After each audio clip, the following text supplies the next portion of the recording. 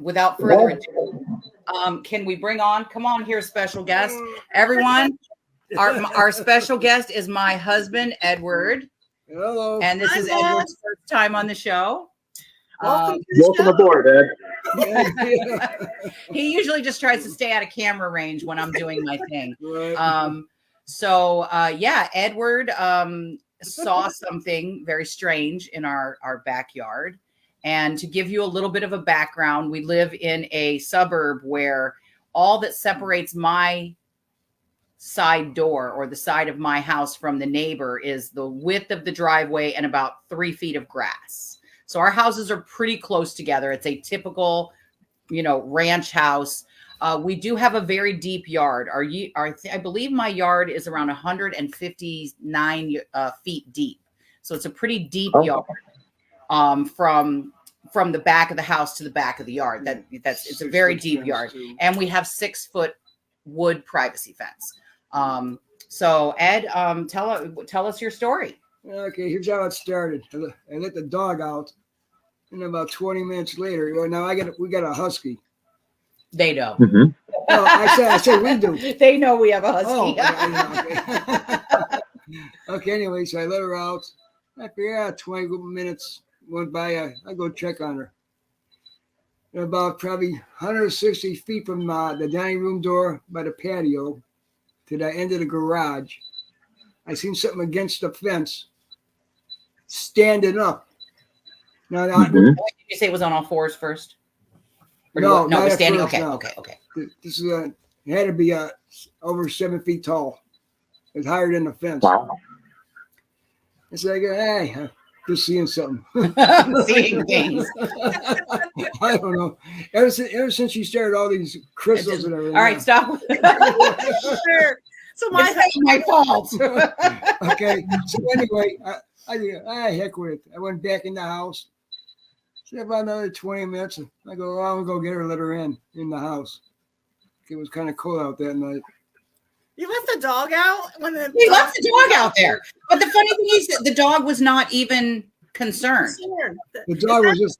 The dog was looking, but she wasn't. The dog was looking right at the I'm seeing, and she wasn't barking or nothing.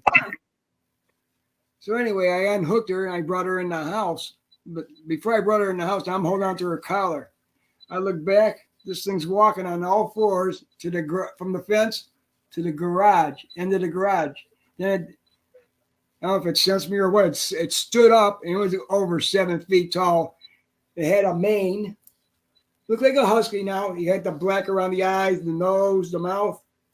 And a big mane like a lion, though. And just kept looking. It wouldn't do nothing. I go, I'm going to go back there. I go, nah, I better not. Better not. I don't blame you. I don't think I would either. I've seen too many horror movies. So anyway. Now, this whole time, was the dog reacting at all? What? Huh? Was the dog reacting at all? No.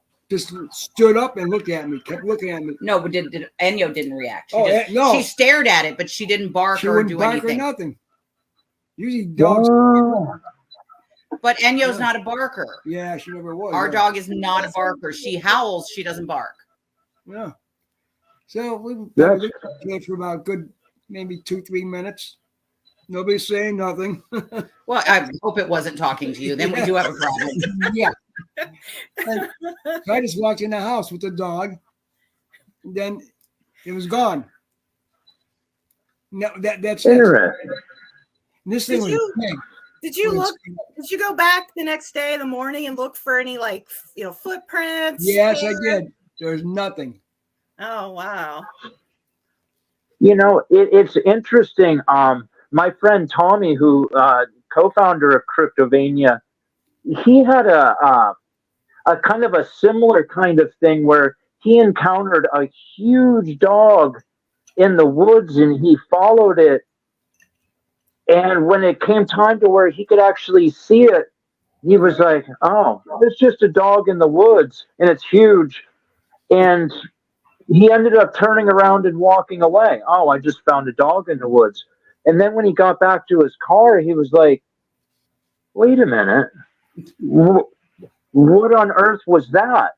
and it was almost like it comforted him. Yeah. Like, this isn't something that you need to be worried about. Right. Yeah, And he was like, yeah, it didn't give him a menacing vibe at all. Just kept looking on it. But it looked like it's like, I see you looking at me. Whatever it was, it didn't want to move, and I didn't move. But you also didn't seem terrified. No. I didn't seem terrified. That's interesting. I wanted to investigate today, but I didn't. Yeah, I didn't. Discretion being the better part of valor. And I just assumed, like he said, there's a lot of energy work that goes on in this house. So we do attract passersby who are attracted to the energy. And I chalked it up to that. But then when I told Katrina, she's like, oh my gosh, you got to call Jason. And then when you said Dogman, I started doing research, and I'm like, this is odd that he's in the backyard of a suburban house. But maybe like everything else, we're encroaching on their territory so much. Well, that's just it too.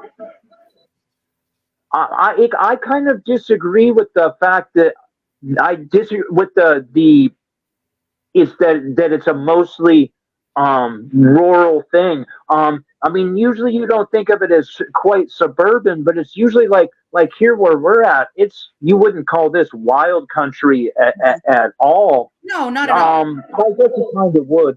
And we get a lot of Dogman sightings. Like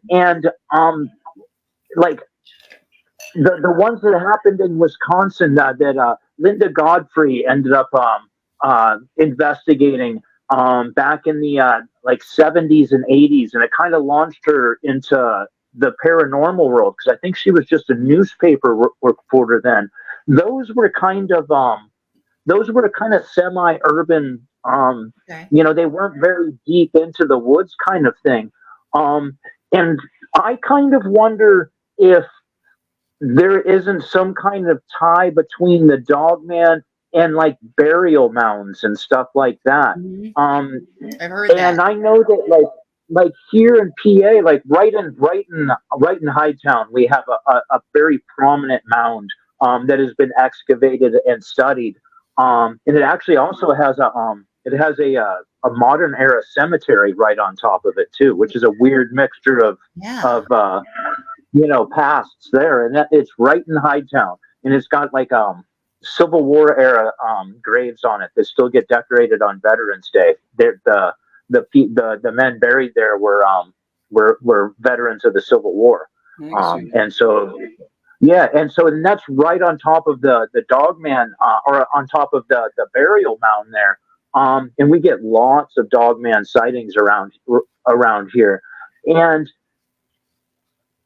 when I did some studying, I'm like, oh, well, it must be because we have mounds. And then I was looking, well, the mounds that are here also were part of a huge network that stretched from like New Jersey up into Michigan of mounds and pyramids and structures like that.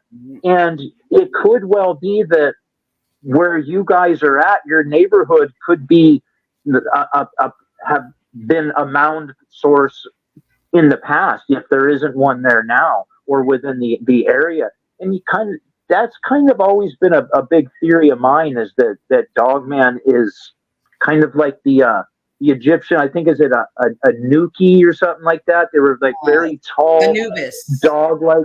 Anubis? Yes, Anubis. Yeah, Anubis. I think that is what it is. Yeah, Anubis. And they were very tall and dog-like. Dog face, but human body. Yeah, and kind of sleek and muscular. That kind of seems to me like not very far off from your description of what you looked at just the other day. How come all of a sudden this would happen though? You just never know. He might have been here before and we didn't see him. Yeah. It's really hard to animal say. Cemetery count? You hush, Jelly. There is not a pet cemetery in my backyard. Pet cemetery. You never know. You never know. Are you in the? There are multiple animals buried in my backyard, yes. But we're in Ohio, outside of Cleveland. Huh? What, Are Jason? you in the path of totality? Yes, Are absolutely. you in the path of totality? Yes, we are. Maybe things are a little stirred up energy-wise too. You know what I mean? It could very well be that we look back and find that there was lots and lots of people that were having encounters right now in this lead up. Even if it doesn't, even if there's not a major event coming, you could easily imagine energies stirring things up. Absolutely. You know, and it's hard to say, and it could be that I don't know. I don't know, honestly. There's more questions than answers, Jason. Yeah, why now is that's a hard one to answer. You see, when this thing was looking at me, it didn't say no BS. Well, I mean, we kept looking at each other. It had that arrogance you talked about, Jason. Who's going to make the first move? Yeah, bold, very bold, Very. which kind of also is similar to the stories of Anubis being warriors that were protecting. There's like there is that bold confidence that seems to really be a very common thread that runs through there.